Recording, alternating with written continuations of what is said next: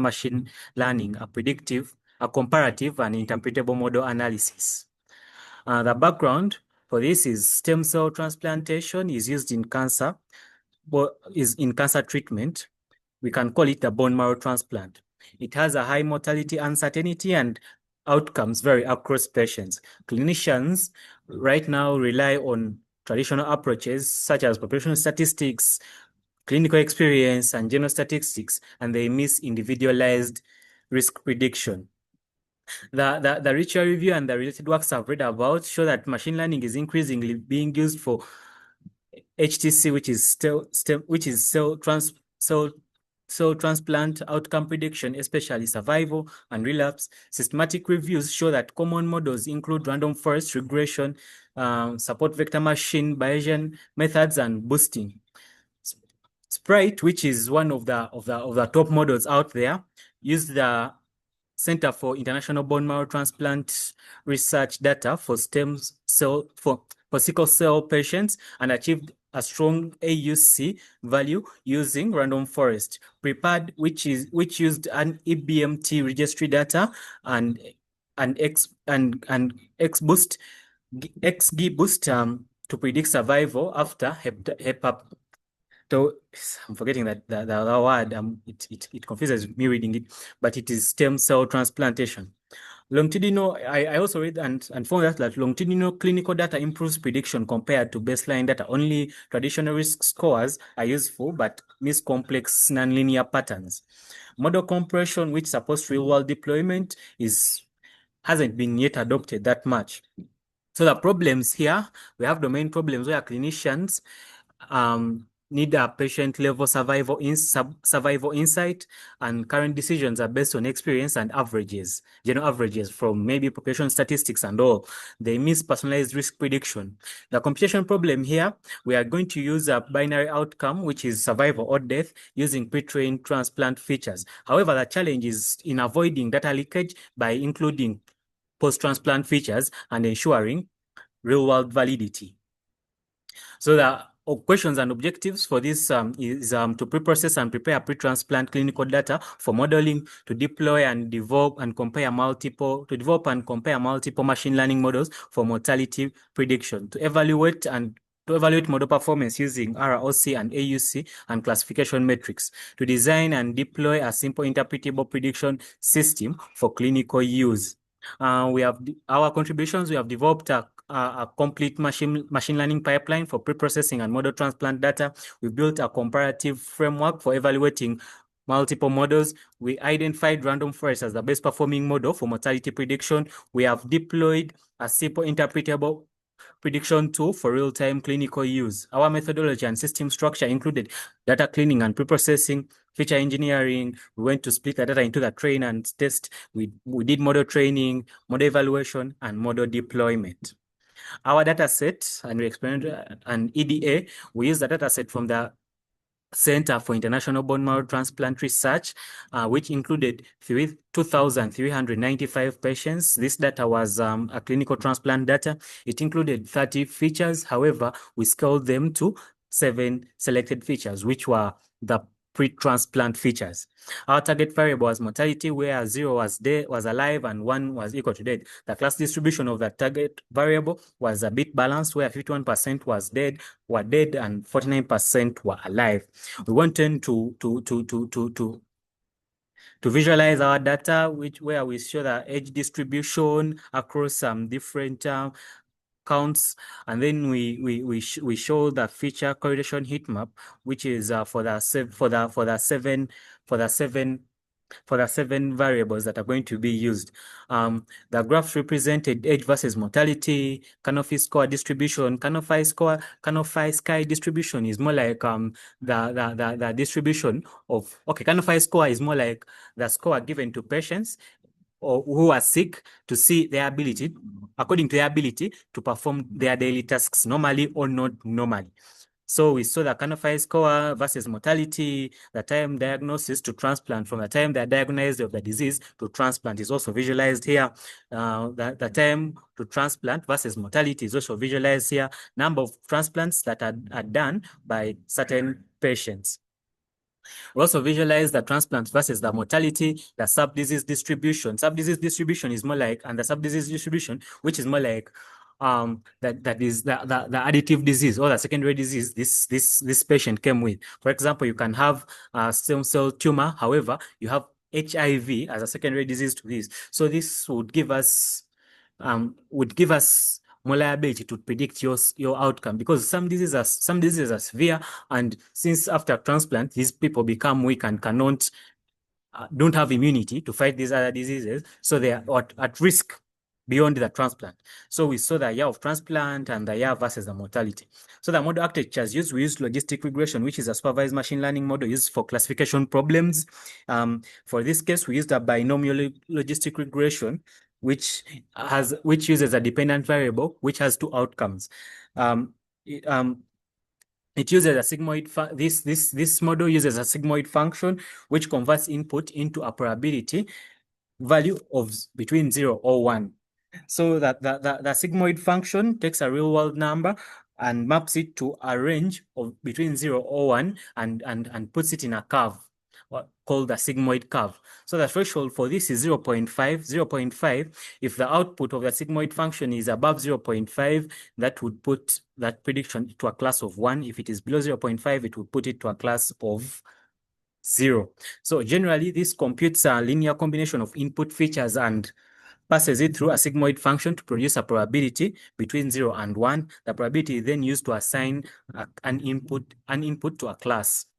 So the other model was random forest, which uses very many decision trees, and each decision tree picks random parts of data from random features, and it trains itself, and it is trained. After training, the outputs of all the decision trees are combined together to make a prediction. So it creates many decision trees, picks random features, each tree makes a prediction, and then they're combined predictions. Why this is done? Because using random data and features for each tree helps to avoid overfitting and makes overall prediction more accurate and trustworthy. So the other model was gradient boosting. Gradient boosting, which is an algorithm which uses where each model is trained to minimize the loss function. So in each iteration, so the first exact model is trained on the training data set. However, after iteration, the next model is trained on the previous model output. So this iteration goes on until a stop criterion is met. So a key feature in gradient boosting is a shrinkage, which scales the contribution of each new model using a learning rate.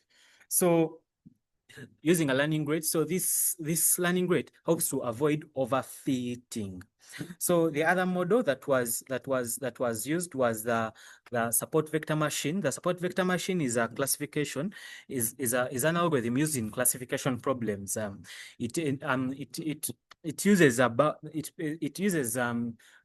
boundary base known as a hyperplane. The hyperplane separates the classes in the data in the data. So the goal is to maximize the margin between these classes, and the larger margin, the larger the margin, the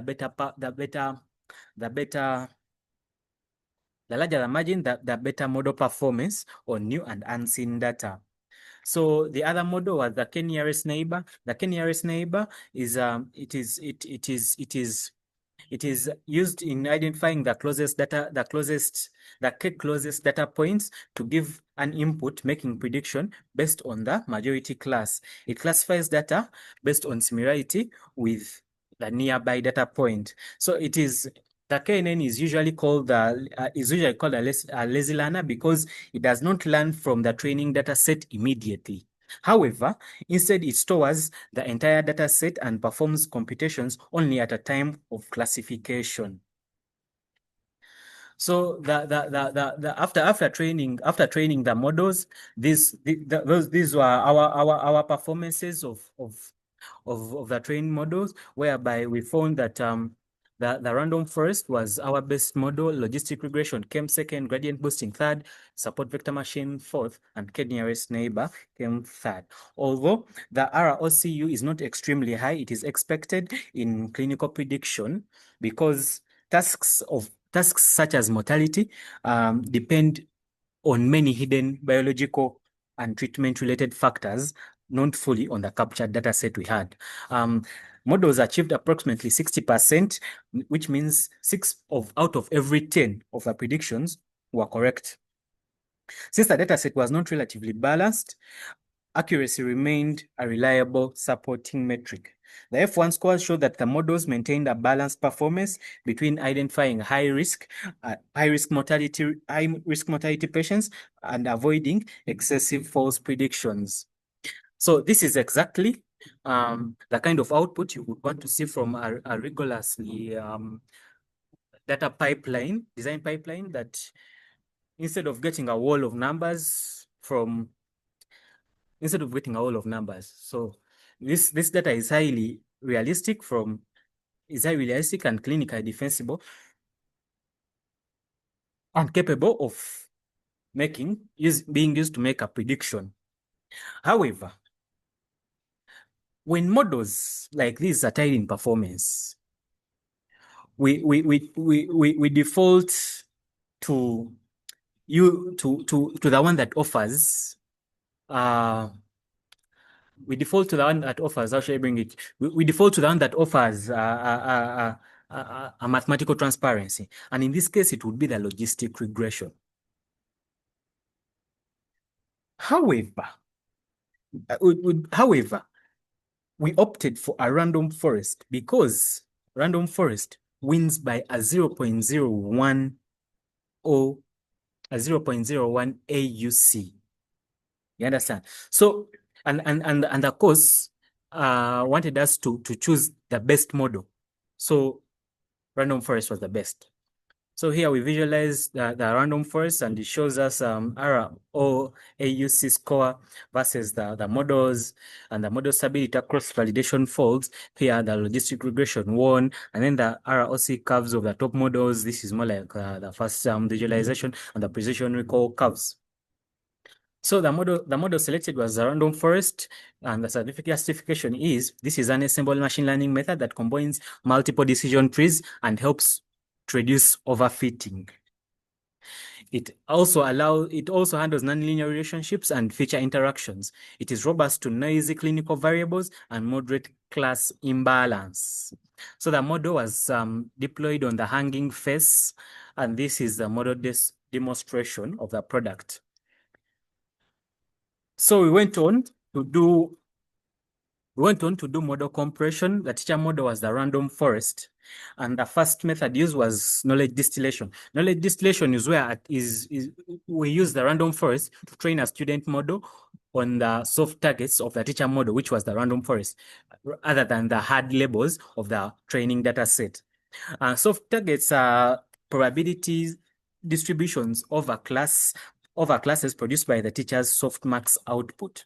Then the other was pruning, which is an optimization technique that aims to reduce overfitting by eliminating parts of the model that capture noise and or anomalies in the training data set. This simplifies model structure, making it easier to interpret and reduces computational costs. So the other was quantization, which helps to reduce precision of model parameters, for example, weights and activations, to lower memory usage. For example, if you have like, how should I say it? If you have take it like you have a 32-bit floating point and reduce it to an 8-bit integer, but rather maintaining the acceptable accuracy. So the goal in all this was to reduce the size and complexity while keeping the ROC AUC close to the teacher model. So the results showed that distilled tree and quantized tree were the best at this because their nodes reduced to 27 versus the pruned random forest, which reduced to 293. However, the ROC AUC of the distilled tree was better than the quantized tree, and the pruned random forest came last. So the conclusions, we concluded that the random forest achieved the best performance with a test ROC AUC of 0.646, logistic regression Support vector machine, gradient boosting, and KNN showed similar performance, indicating a moderate predictive signal. The models can support early risk stratification and patient counseling before transplantation. Knowledge distillation and quantization